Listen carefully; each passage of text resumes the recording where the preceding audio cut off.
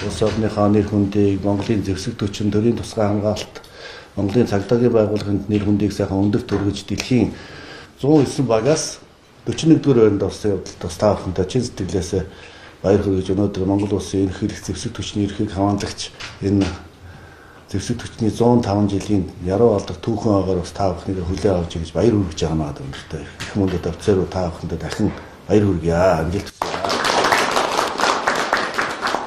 Ерөнхийдөө СВА челленж 2026 тэмцээнд хэмжээний бэлтгэлтэй 11 сараас гараад ерөнхийдөө 3 сарын хугацаанд бэлтгэлээ хийж чадсан байна.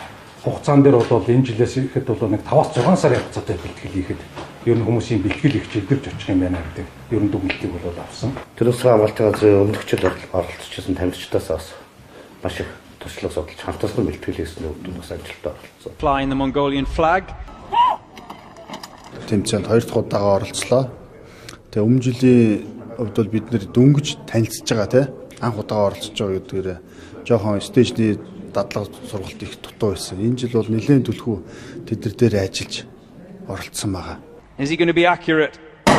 Yes is the answer, so the assaulters can get away. Ингээд 1 минут, 2 минут, 3 минутанд даалгаврууд нь яваад байгаа боловч дэлгэцээр харах нэг өөр, дотор нь ороод гүүхүүд бол тэнд хүнээс гарч болох ерөөсөө бүх тэр хорд хөөч төсвөр цэц ерөөсөө бүх юмыг авахал замбаа бүх юмыг шаарддаг. Ер нь бол харагдж байгаасаа бол маш өөр юм л тий.